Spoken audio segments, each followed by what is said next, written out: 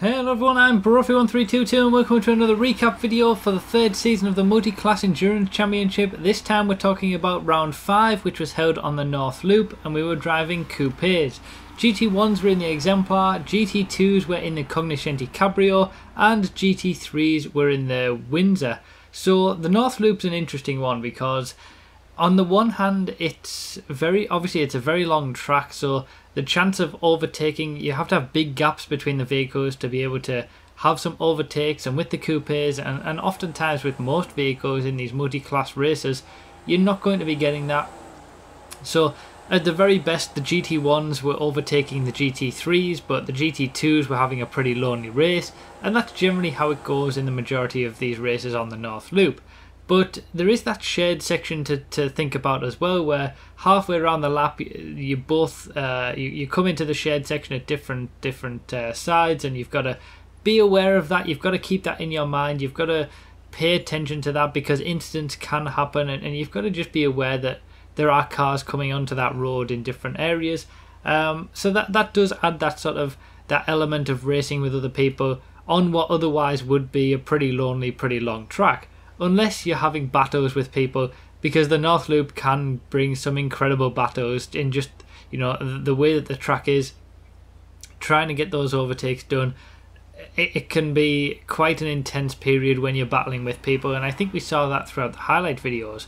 So obviously if you want to watch my perspective on all of these races, the highlight videos are linked in the description. You've probably already all seen those anyway, but also the spreadsheet for the championship is linked in the first line of the description of all of these videos. People often keep asking questions about it that are answered in that spreadsheet. You know, all of the information is in there. The tracks that we're on, the dates of each race, the cars and the classes that we've got on each of the tracks, it's all in that spreadsheet. Obviously we're halfway through the season at this point. We've done 5 rounds, we've got another 5 rounds to go.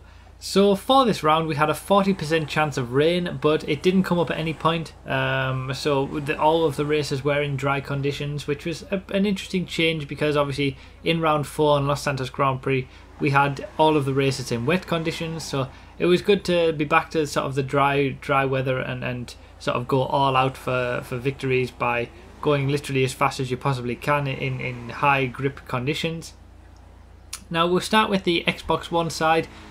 In GT1, Crazy Man got his first win of the season. It's been obviously a long time coming. Crazy Man is often gets the quickest lap times. He's often the quickest in races, and he managed to get his first win of the season, which was great to see. But he wasn't too far ahead of Troyer, who was in second place, who I think got the best lap as well. So those two were both very quick. And I said at the start of the race, before the race even started on the stream, that it's likely that those two are going to be battling for the victory, and that's how it turned out to be. They were very close at the line, and I think a couple of more laps and they may have had a proper battle on track, but Crazy Man was the one who managed to work his way through the GT1 field earlier, and just gained a lead, and managed to carry that through to the victory. So great job from him. I couldn't believe the 3rd place I got in this race. I'm sure you've all seen it on the highlights video now, but that was totally ridiculous. I wasn't expecting that. I had an absolute nightmare start. Had some good battles with Berserker especially throughout the course of the race, but it was always for the lower positions. But it just kind of shows that you should never give up in a race. You should never give up in any kind of race or anything in general, because you never know what's going to happen, and especially these kind of races, which are, you know, they are long races. They're an hour and a half long. You never know how that's going to affect people, the mistakes that people make in the latter stages. Traffic plays an issue, plays a part, all that kind of stuff. And as it turned out, my terrible start was negated by people having issues towards the end of the race, and I was able to make up those positions and got a very surprising 3rd place. So that was good. You know, it was an interesting race and I enjoyed it. In GT2 for the Xbox One side, it was actually King Blaze who got the win here. He got a 3rd place in round 3 and a 2nd place in round 4, so he's backed that up with a win. You know, 3rd, 2nd, 1st. He had a a very I think lonely victory. I mean, RDT got a really good second place, and that's the best result he's had since round 1, and I think he was reasonably close to King Blaze, but ultimately King Blaze did have the pace to get that victory. And then in third place we had Alba, who that's his second best result of the season. Obviously he had also a third place in round 3, but you know, good to see some different names up there in the GT2 field compared to what we've had, you know, and at least it's not the same people in those top positions all the way through. In the GT3 side for the Xbox One, Squillum93 got his second win of the season.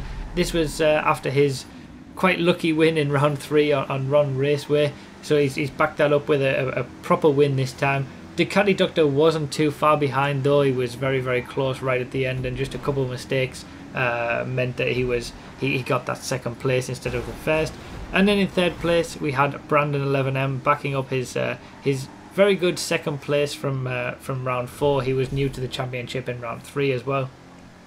So again, some different names at the top of the GT3 field, and it bodes well for an interesting championship both in GT2 and GT3 when you have different names. And it was the same for GT1 actually. In fact, all of the championships on Xbox One are having different names take the wins, take the second places, take the podium positions.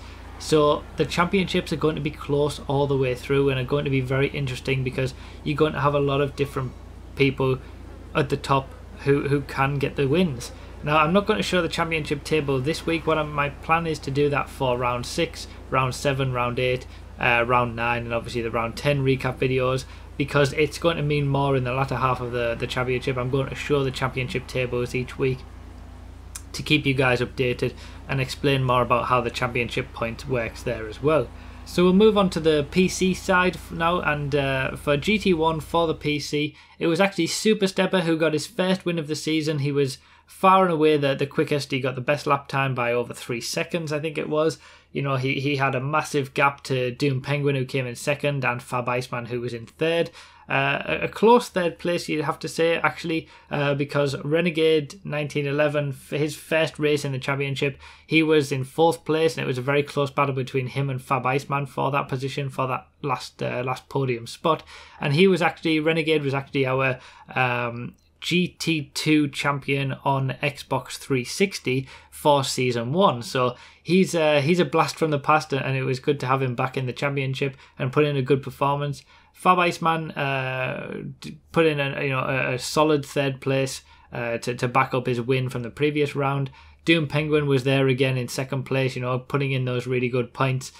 But ultimately, Super Stepper, after 3 second place finishes in round 1, 2 and 4, he got his first win of the season, and obviously much deserved. And it's nice to see that, you know, people who basically, sometimes there's people who deserve victories and are so close to getting them. Obviously Super Stepper with his 3 second places before now, it's good to see them get those breakthrough wins, and hopefully it bodes well for an interesting championship closer to the end of how the championship season.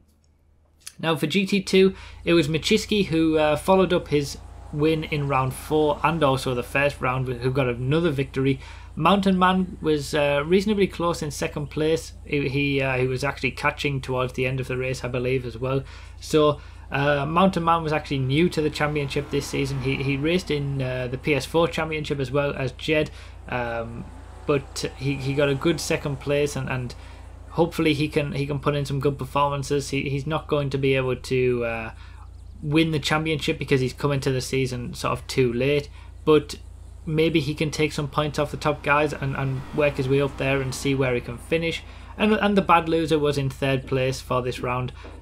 You know, some good results. I mentioned this last time with the bad loser. I think he had 2 bad rounds in the first 2 rounds, but he's putting in some good performances now, and we'll see how the championship goes in GT2. But ultimately, at the moment, Michiski is does have a decent lead in that.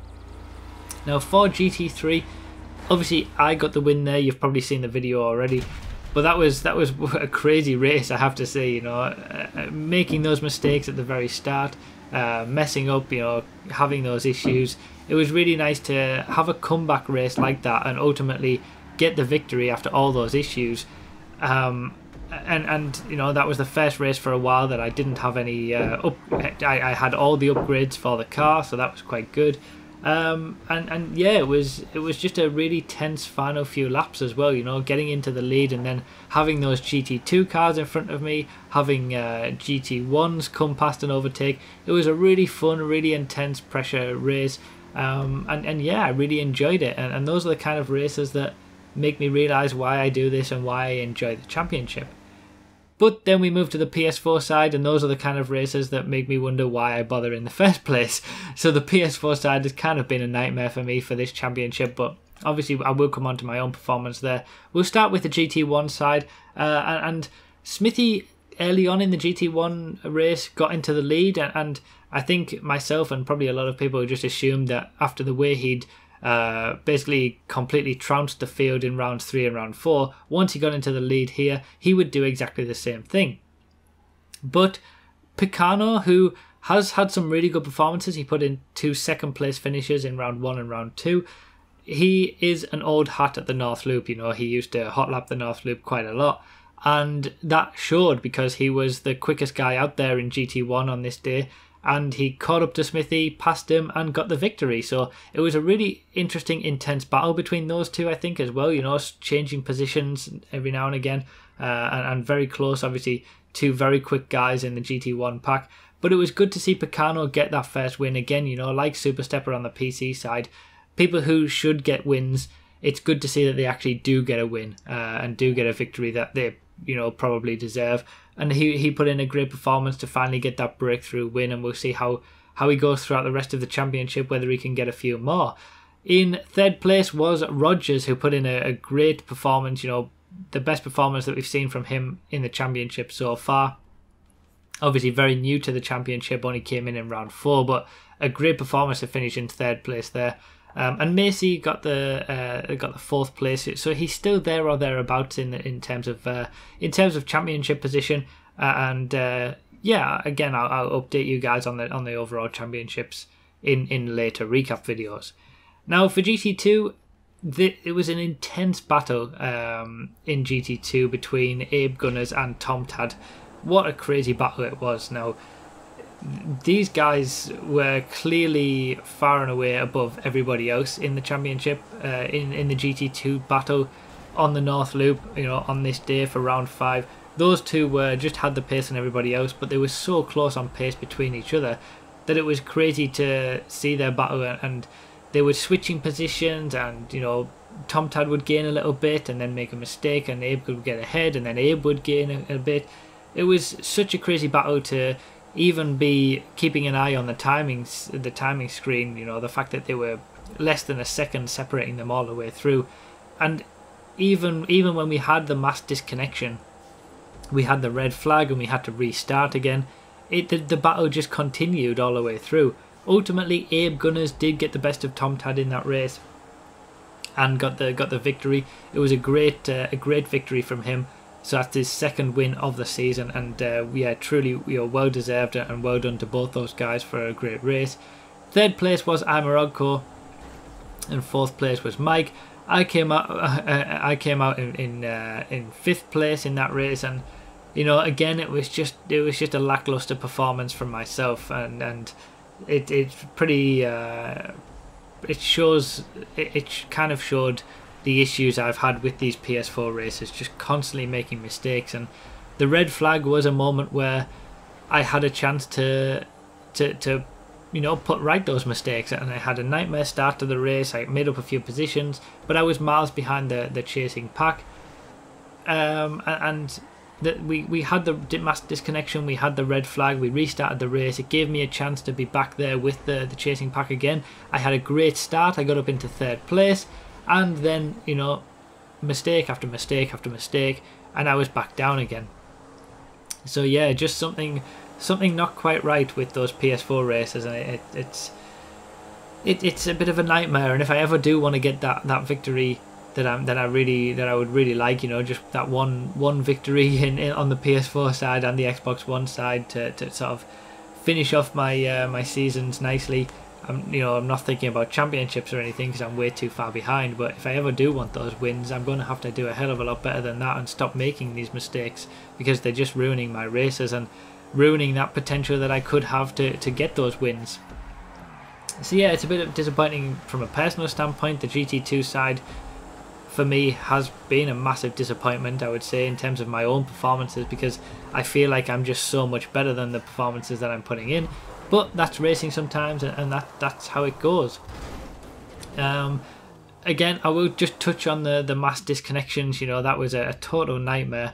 That was clearly, a major issue with whatever was going on with Rockstar servers or connections or whatever, whether it was my connection or I don't know what it was. But clearly everybody just disconnected. We had major issues.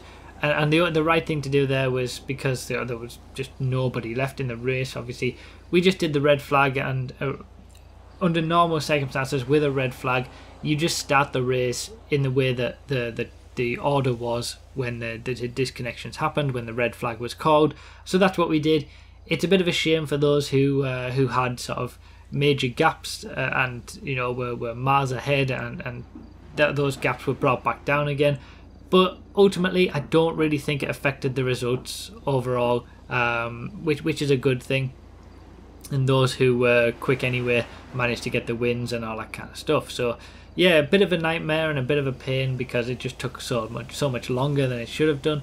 But ultimately, I don't think it made a difference to the results. Now, for the GT3 side on PS4, the winner here was 40 once again, getting his third victory of the season. There's not a lot more you can say about 40. He's putting in those great performances. He's putting in those wins. He's getting those victories, and when he hasn't been getting a victory, he's been in second place. So he's putting together a championship winning season, basically. Second place was a very good drive from Drew, but he is generally a very quick driver, but I think his results so far haven't shown that. The best he'd had before this was a 4th place in round 3. He got the 2nd place there, very, very good performance. And I'm Awesome got a 3rd place, got his first podium of the season after being so close on a few previous occasions. So very good to those guys. And again, I think apart from 40, who's massively ahead in the GT3 battle, the other guys are all relatively close together.